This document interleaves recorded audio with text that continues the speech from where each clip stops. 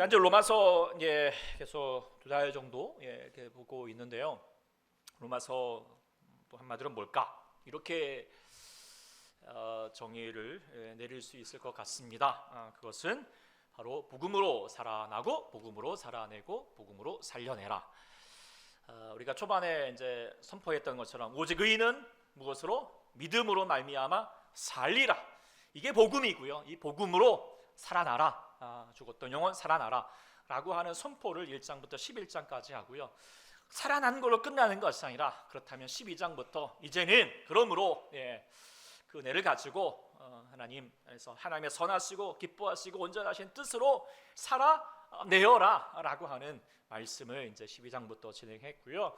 그러면서 더 나아가면 14장 15장에 나가면 이제는 우리가 정말 하나님의 복음의 제사장으로서 우리가 아직 주를 모르는 자들을 다시 한번 죽어가는 영혼들을 살려내자라고 하는 것까지 나가게 되는 말씀들, 이게 복음서입니다. 그래서 살아나고 살아내고 살려내라, 우리가 같이 교회가 지향하는 바이고 성경이 계속해서 강조하는 바이지요. 그런데 우리가 이제 궁극적인 그렇다면 우리의 목적은 딱 정해집니다. 우리가 살아나고 살아내시고 계시죠? 그러면서 우리가 더 나아갈 방향이 무엇입니까? 살아내는 삶을, 살려내는 삶을 살아가자라고 그렇게 말하는 것일 것입니다. 그런데 우리가 때로는 그렇게 하지 못할 때가 많죠. 우리의 주어진 삶이 바삐 살다 보면은 또는 나의 현실에 바등바등 거기에 그냥 쫓기듯이 살다 보니까 때로는 나 혼자 살기도 바쁜데 내 신앙생활 지키는 것도 힘든데 어떻게 남을 살리느냐, 나도 부족한데 라고 하는 좀 생각에 빠질 때가 많을 것 같습니다. 그럼에도 불구하고 우리가 늘 항상 잊지 말아야 됩니다. 우리가 왜 예수 믿느냐, 나 살자고, 나 잘해보자고 이렇게 믿는 것이 아닌 줄 믿습니다. 주님은 우리를 통하여서 여러분도 살아나지만 어떻게요? 다른 사람도 살려내는 삶을 살기를 원하고 계시다는 것, 그것이 하나님의 뜻이고 명령이라는 것을 기억한다면 우리는 우리가 살아내는, 살려내는 삶, 그것을 포기하지 않고 더욱더 힘쓰는 우리 모두가 될 수 있기를 소망합니다. 그런 면에서 오늘 이제 15장, 16장 말씀을 묵상하는데 이 뜻을 우리가 더 깊이 묵상할 수 있게 되는데요. 16장 이제 우리가 지난 주간에 좀 봤지만 마치 우리가 로마서를 이제 한 편을 쭉 이렇게 막 영화처럼 본다면 쫙 설명하고 이 마지막 말씀은 마치 영화가 끝나면 그냥 끝나지 않고 엔딩 크레딧이 막 올라가잖아요. 사람들 이름이 막 나오는 것처럼 여기도 본문도 여러 사람들의 이름이 나오죠. 그런데요, 그 나오는 사람들이 그냥 이름만 딱 하고 끝나는 것이 아니라 오늘 베베도 일꾼으로 있는 우리 자매다, 나의 동역자들이다, 브리스가 아리그라 내 목숨을 위해서 자기들의 목까지 내어놓는 사람이다, 에베네도는 아시아에서 처음 이은 열매다, 너희를 위해서 많이 수고한 자들이다, 이러면서 사람마다 수식어를 이렇게 이제 같이 해서 이름을 불러주죠. 이게요, 사실 해보면 은근히 어렵잖아요. 그렇죠? 여러분들 이렇게 어디에 이렇게 문자를 보낼 때에도 그냥 이름만 부르고 어떤 누구다. 아니 한번 여러분들 지금 옆에 있는 사람에게 당신은 어떤 누구 한번 해보십시오. 지칭하기가요 은근히 쉽지가 않아요. 왜냐하면 그만큼 관심과 이렇게 관심이 기울이지 않으면 알지 못하면 할 수가 없는 거거든요. 사도 바울이 이렇게 지금 한 사람 한 사람을 향하여서 이렇게 지칭해 주는 수식어를 둘 수 있는 것은 뭘까요? 그만큼 그를 향하여서 계속해서 관심을 가지고 있었고 또 무엇보다도 그 관심을 가지고 기도했겠죠. 기도했으니까 이렇게 이 귀한 이런 많은 사람들이 열고 될 수 있었다라고 생각하게 되는데요. 그런데 또 한편으로는 이렇게 마지막에 이렇게 다른 복음서와 다르게 이렇게 길게 많은 사람들을 열거하고 있을까? 중요한 의미를 가지고 있다 생각합니다. 그것은 이제 복음이라고 하는 것이 우리가 그냥 이론적으로 그래 복음이 이거야라고 끝나는 것이 주님께서 그것으로 아는 것으로 끝나지 않기를 원한다는 것입니다. 하나님께서 우리에게 궁극적으로 원하시는 뜻은 무엇일까? 그것은요, 우리를 통하여서 나의 사람들을 살려내는 삶으로 나아가기를 원한다는 것이죠. 우리가 이제 호랑이는 죽어서 뭘 남깁니까? 이 껍데기 가죽을 남기고요. 지금은 그러지도 않겠지만, 그리고 사람은 죽어서 이름을 남긴다 하잖아요. 그런데 그리스도인 사람들은 자기 이름을 남기는 것이 보다도요 더 중요한 것은 뭐예요? 나의 사람들의 이름을 가지고 있어야 됩니다.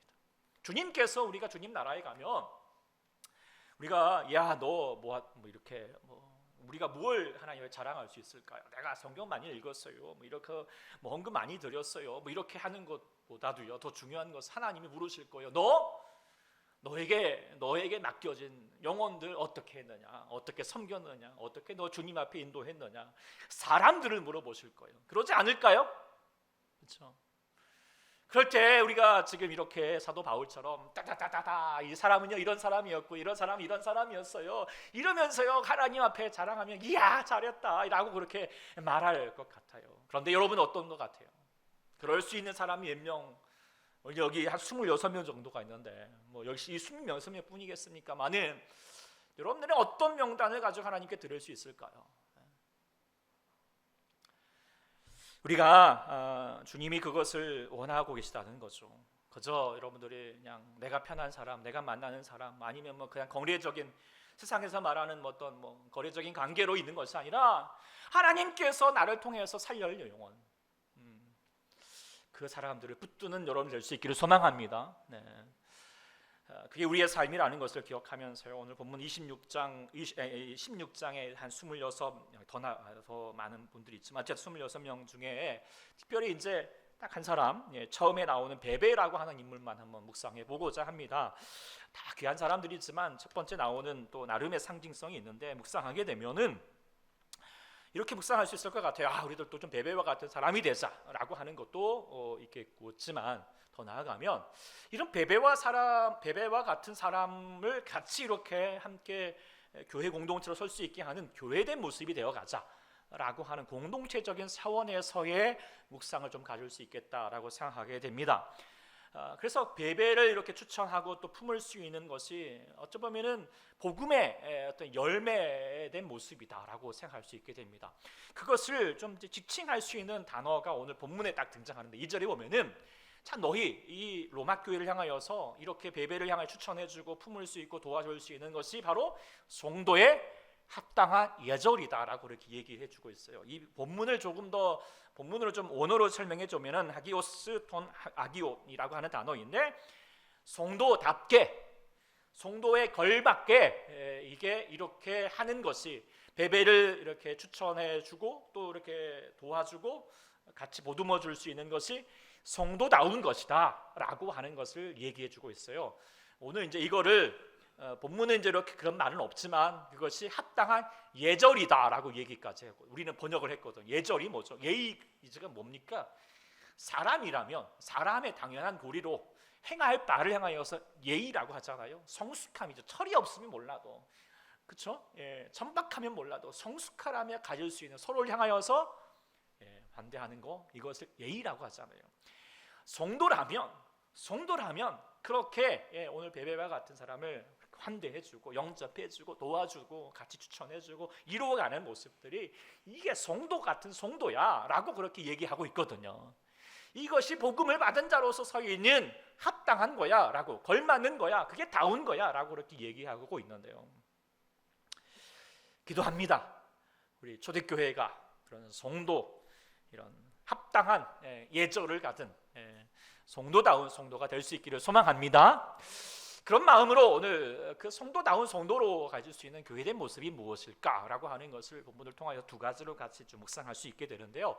첫 번째로는요, 성도다운 교회는 바로 작은 자를 영접하고 도와주는 성도가라고 하는 것을 기억하게 됩니다.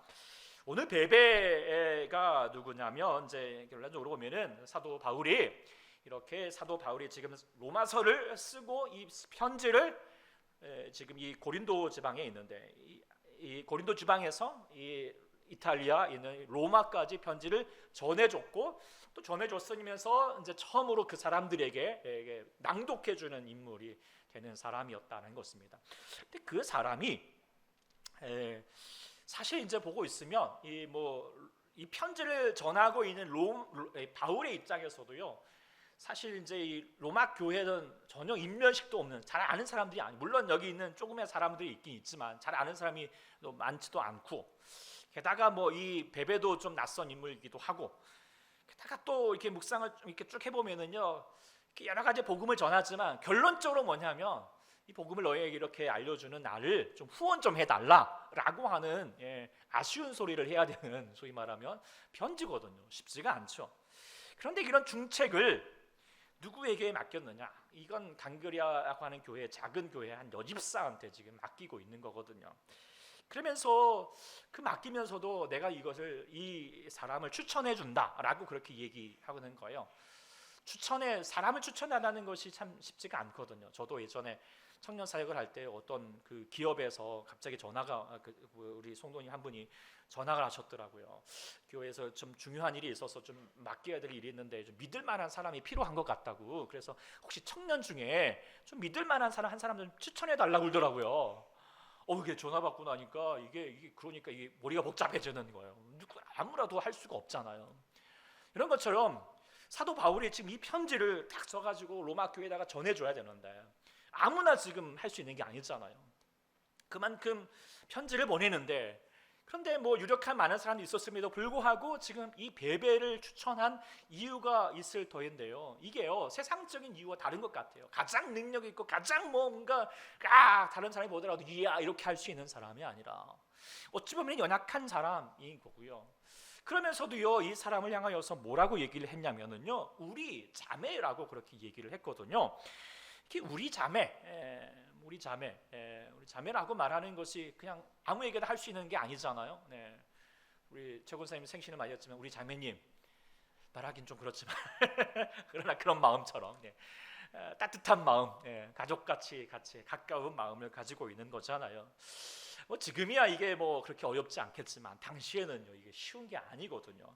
당신이 알다시피 우리 여자는요 뭐 숫자 셀 때도 포함도 안 될 정도로요 뭐 사람 소위 말하면 인격을 취급을 못 받았던 시대이기도 하였고요. 게다가 뭐 지금 이 베베라고 한 이름을 봤을 때는 이게 뭐 유대인도 아니었고, 뭐 이방인인데다가 또 그래서 충분히 하대할 수 있는 관계에 있지만 바울도 자신 있게 추천해주고 있고, 게다가 이 로마 사람이 딱 받았을 때 내가 이렇게 추천하니까 너희가 이 사람을 어떻게 하라? 도와주고 영접해줘라, 귀한 사람으로 존중해줘라. 이게 뭐다고? 이게 성도로서 합당한 거야, 당연한 거야 라고 그렇게 얘기해주고 있다라는 것이죠.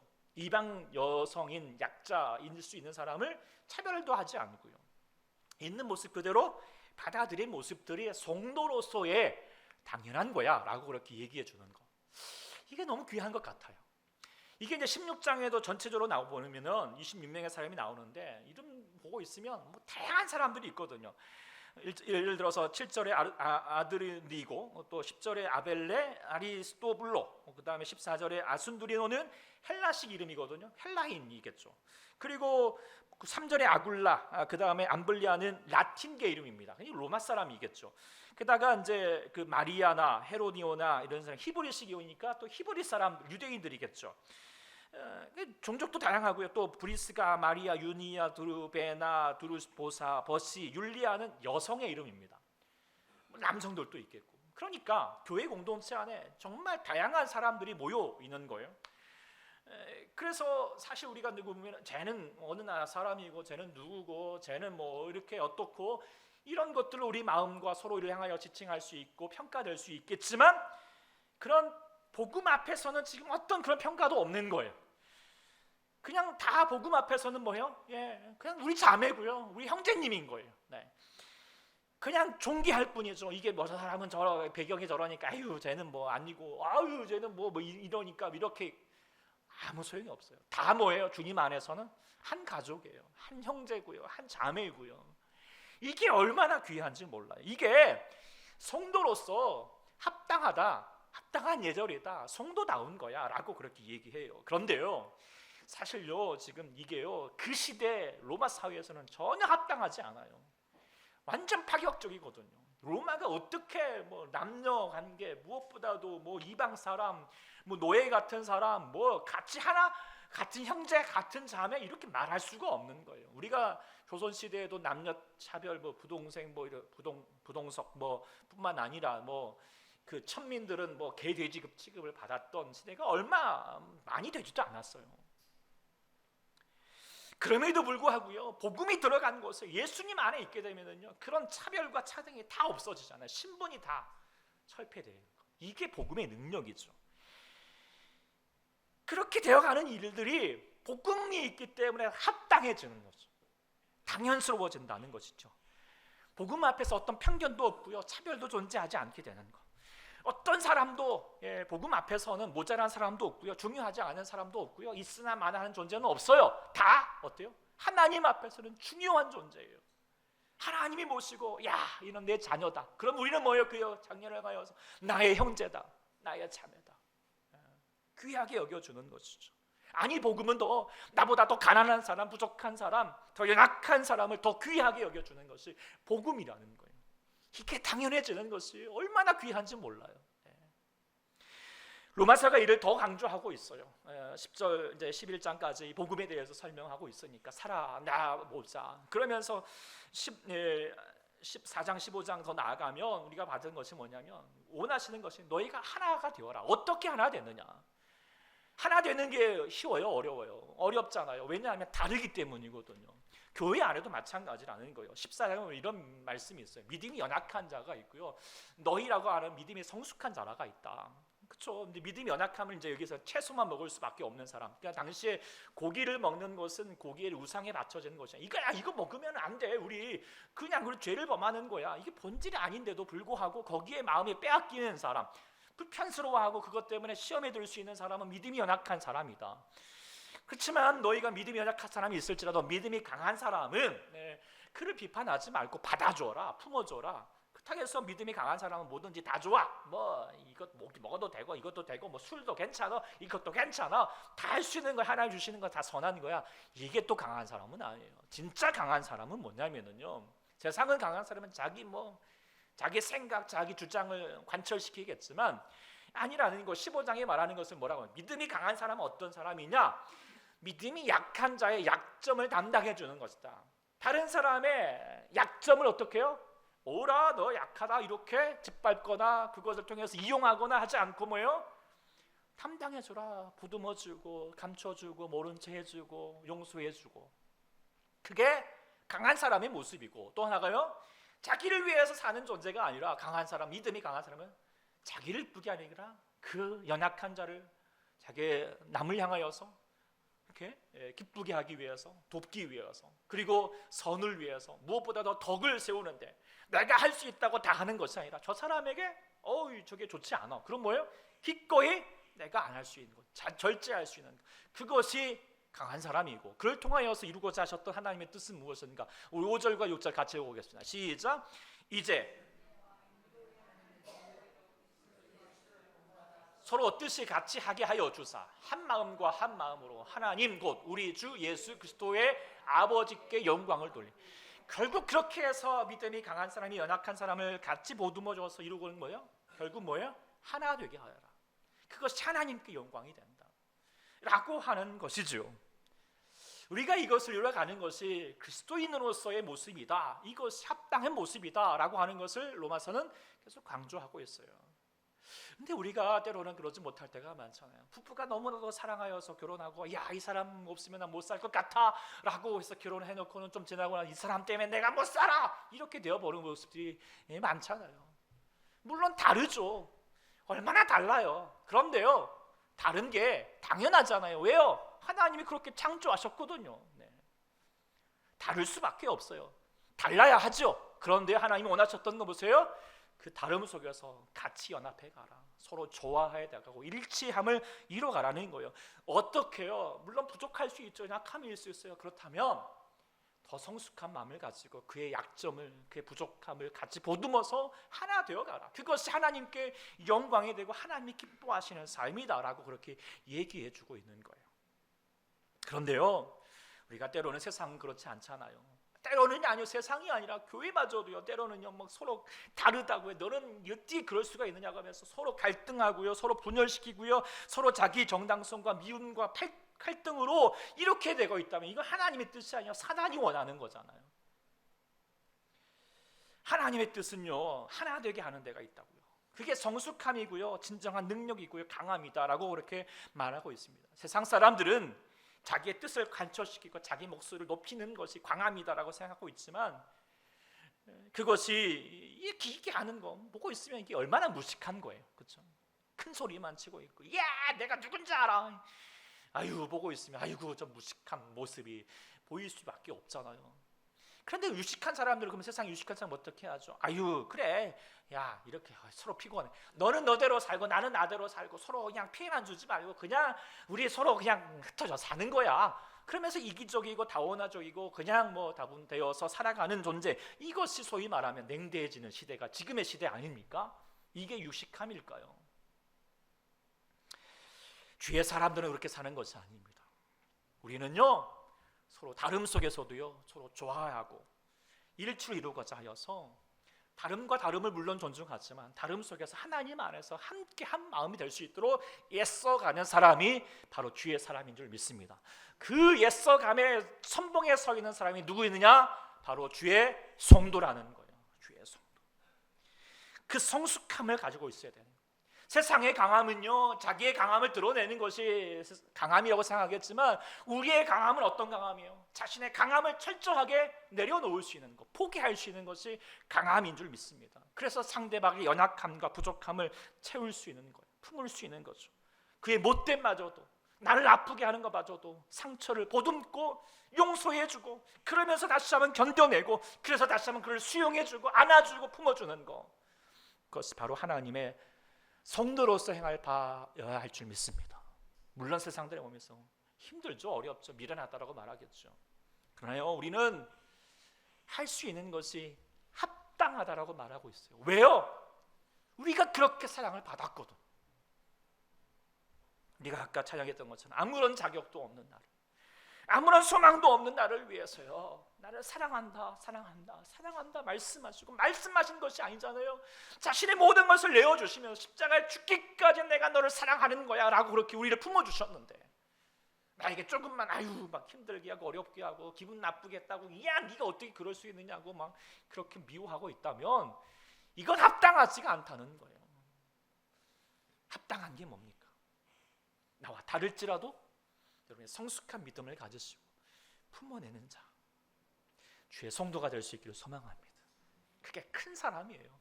주의 사랑하는 주의 성도님들은, 우리 초대교회 모든 우리 성도님들은 정말 좀 큰 자가 되어서 우리 주위에 있는 연약한 자들 분명히 있잖아요. 있어요? 없어요?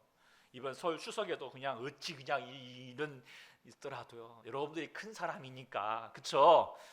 품으십시오. 도우십시오. 영접해 주시고 귀하다 말해주고, 그러면서 야 너는 나의 형제야, 나의 자매야, 나의 귀한 사람이야 라고 말해줄 수 있는 우리 성도다운 정도가 될 수 있기를 간절히 축원합니다. 두 번째로 정말 성도다운 성도가 뭐냐? 일꾼을 세우는 성도라는 거죠. 교회 안에서도 세 종류의 사람이 있는 것 같아요. 한 사람은 구경꾼이 있고요, 두 번째로는 말꾼이 있고요, 세 번째로는 일꾼이 있죠. 구경꾼은 뭐야?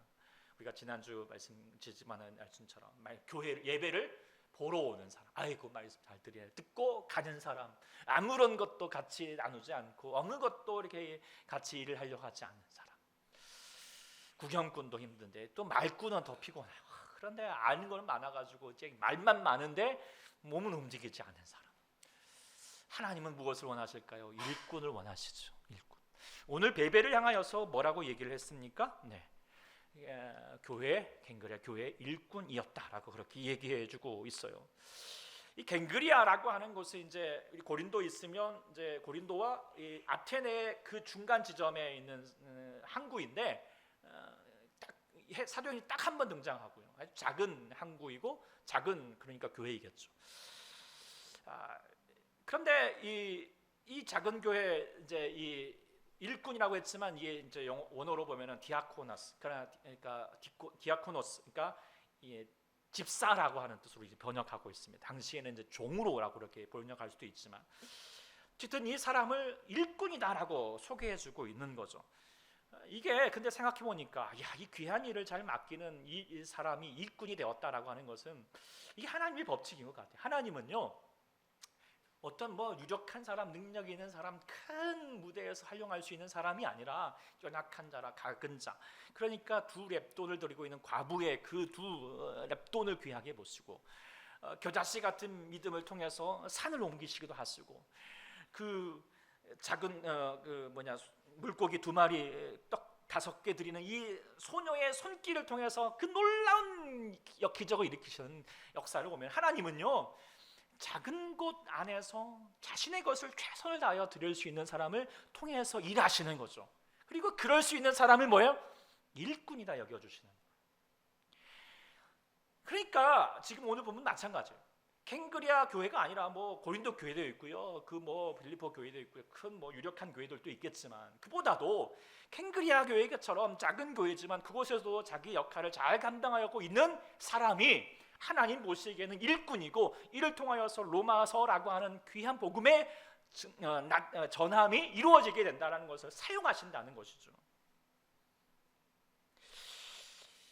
이게 이렇게 생각하니까 얼마나 복음이 은혜가 되는지 몰라요. 왜요? 바로 여러분들이 베베와 같은 분들이기 때문에. 여러분들도 뭐 얼마든지 좋은 큰 교회, 뭐 사이즈 있는 교회, 읽기만 해도 옆에서 이야 잘한다라고 칭찬할 수 있는 교회지만, 작은 교회 와가지고 뭐 부엌에서 아니면 여러분들 여기서 막 예배 드려도 뭐 누가 알아주겠습니까? 누가 박수 쳐겠습니까? 그런데 누가 알아주실까요? 하나님이 알아주신다는 거예요. 그래, 네가 작은 곳에서 충성을 다하고 있는 네가 진짜 일꾼이야 라고 하는 것을 얘기해주고 있는 거죠.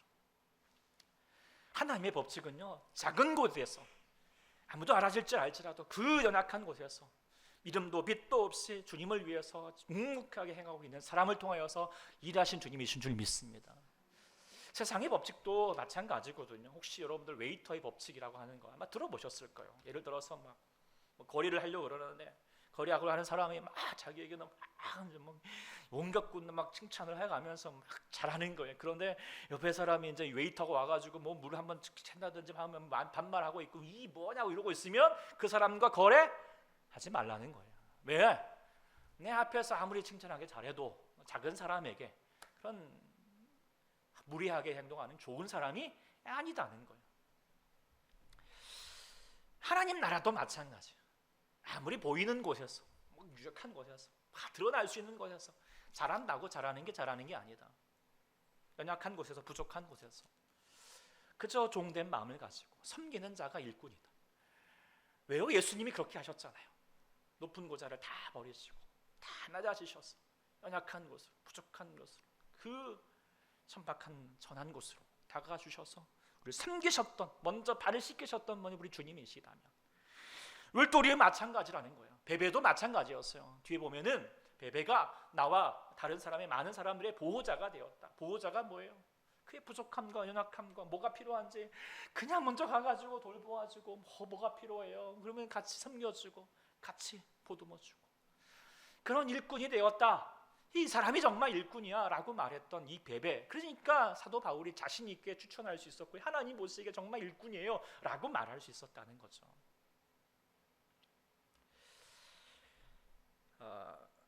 브라질에 이제 그 성자라고 불렸던 멜렌드 부부, 선교사님 부부가 있는데요. 이분의 이제 이야기가, 이분이 브라질 깊은 산골에 들어가서 인디안들을 섬기는 사역을 하셨어요. 그런데 이분이 이제 평생을 보내는 동안 이름이 4번 바뀌었다고 해요. 처음 들어갔을 때는 사람들이, 그 인디언 사람들이 그냥 백인이라고 불렀어요. 백인이라는 뜻은 그 옛날부터 자신들을 못되게 했던 그 백인들과 똑같은 어떤 그 증오에 찬 명칭인 거거든요. 그런데 이 멜랜드 부부가 계속해서 의료 봉사를 하고 주민들의 목숨을 구해주고 병을 치료해 주니까 그래도 이 사람은 그래도 존경할 수 있는, 존경하는 백인이야라고 그렇게 이제 지칭을 해줬어요. 그러면서도 이제 계속해서 그 같은 공간에 머물면서 같이 먹고 자고 같이 또 말도 같이 나누고 그들과 같이 연합해 가니까, 야, 이 사람은 백인 인디언 같은 사람이야 라고 그렇게 지칭해 줬다고 해요. 그런데 어느 날 부상당한 인디언 소녀, 정말 아무도 이렇게 막 돌보지 않는데 먼저 다가가가지고 이 아이를 이렇게 막 그냥 정성을 다하여 치료하고 있는 모습을 보니까 인디언 사람들이 그 옆에서, 이야, 누가 이렇게 지금 인디안 이 발을 씻어주는 백인이 어디 있었느냐. 이 사람은 분명히 하늘에서 보내준 사람이다 라고 말하면서 그 뒤부터는 이 선교사님 부분을 향하여서 하나님의 사람이라고 지칭해줬다라고 합니다. 그리고 나서 많은 사람들이 같이 그 선교사님이 믿고 있는 하나님을 같이 영접하게 되었다는 이야기죠. 지금도 우리가 세상 사람들에게 한국교회가 많이 지탄을 받고 있어요.